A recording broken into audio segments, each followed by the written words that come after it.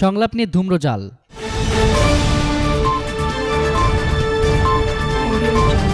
একাদশ জাতীয় সংসদ নির্বাচনে অংশগ্রহণ এবং নির্বাচনের আগে সংলাপে অংশ নেওয়া দল ও জোটগুলোকে নির্বাচন পরবর্তী শুভেচ্ছা বিনিময়ের জন্য গণভবনে আমন্ত্রণ জানানো নিয়ে ধূম্রজাল সৃষ্টি হয়েছে। এটা সংলাপ না শুভেচ্ছা বিনিময় তা নিয়ে রাজনৈতিক দলগুলোর মধ্যে বাদানুবাদ চলছে। বিএনপির মহাসচিব মির্জা ফখরুল ইসলাম আলমগীর বলেছেন, সংলাপে বসলে তা হবে শর্ত সাপেক্ষে। গণফোরামের সভাপতি ডক্টর কামাল হোসেন বলেছেন, সংলাপের বিষয়বস্তু কি তা আগে জানাতে হবে। আর আওয়ামী লীগের সাধারণ সম্পাদক এবং সড়ক পরিবহন ও সেতুমন্ত্রী ওবায়দুল কাদের রোববার বলেছেন সংলাপ, আর সোমবার বলেছেন শুভেচ্ছা বিনিময়। এসব নিয়ে বাক্য বিনিময় শুরু হয়েছে রাজনৈতিক দলগুলোর মধ্যে।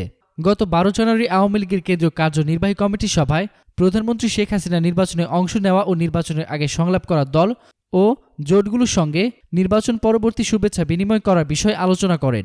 তার একদিন পরে ওবায়দুল কাদের রাজনৈতিক দলগুলোকে গণভবনে নির্বাচন পরবর্তী সংলাপে ডাকার খবর দেন সাংবাদিকদের। এর একদিন বাদে উল্টো খবর দিলেন আওয়ামী লীগের সাধারণ সম্পাদক। সোমবার তিনি বলেন, নির্বাচনী সংলাপের কোনো বিষয় এখন নেই, কেবল শুভেচ্ছা বিনিময়ের জন্য রাজনৈতিক দলগুলোকে ডাকা হবে।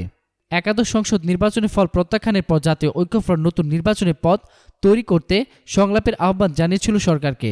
সেই প্রেক্ষাপটে ওবায়দুল কাদের রোববার সাংবাদিকদের বলেছিলেন, যেসব দল ও জোটের সাথে সংলাপ হয়েছিল তাদেরকে আবার চিঠি দিয়ে সংলাপে ডাকবেন প্রধানমন্ত্রী শেখ হাসিনা।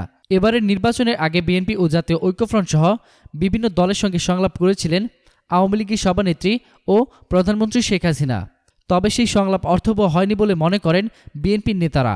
কাদেরের মুখে নতুন করে সংলাপের খবর শুনে তার প্রতিক্রিয়ায় বিএনপির মহাসচিব মির্জা ফখরুল ইসলাম আলমগীর বলেন, আলোচনার বিষয়বস্তু জানা গেলে তারা এই আলোচনার প্রস্তাব বিবেচনা করবেন।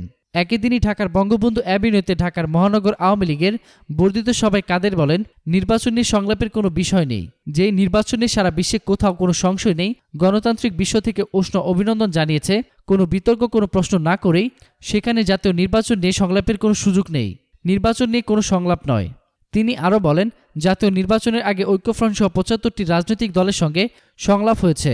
নির্বাচন পরবর্তী শুভেচ্ছা বিনিময়ের জন্য চিঠি দিয়ে আবারও তাদেরকে আমন্ত্রণ জানানো হবে, আর সেটা শুভেচ্ছা বিনিময়ের জন্য, এখানে কোনো সংলাপ নয়।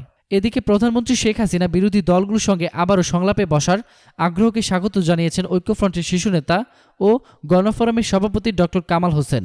তবে সংলাপে যোগ দেওয়ার আগে কী বিষয়ে আলোচনা হতে পারে তা জানতে চান তিনি। ডক্টর কামাল বলেছেন, প্রধানমন্ত্রী সবাইকে ডাকবেন সংলাপে, একটু তো ইঙ্গিত থাকবে কি কি বিষয় নিয়ে এই সংলাপ। যদি সেটা আমাদের কাছে বিবেচনাযোগ্য হয় তাহলে আমরা এই ব্যাপারে কমিটিতে সিদ্ধান্ত নেব। উল্লেখ্য, গত 30 ডিসেম্বর একাদশ জাতীয় সংসদ নির্বাচনে আওয়ামী লীগ নেতৃত্বাধীন মহাজোট 288 আসনে জয় পায়। এর মধ্যে জাতীয় পার্টি রয়েছে 20টি আসন, অন্যদিকে বিএনপি রয়েছে 6টি ও গণফোরাম 2টি আসন। নির্বাচনের শুরু থেকে জাতীয় ঐক্যফ্রন্ট ও বিএনপির নেতারা এই নির্বাচনকে ভোট চুরির নির্বাচন বলে অভিযোগ করে আসছেন।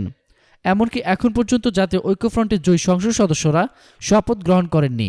এতক্ষণ ফ্রিকি নিউজের সঙ্গে থাকার জন্য আপনাদের সবাইকে ধন্যবাদ।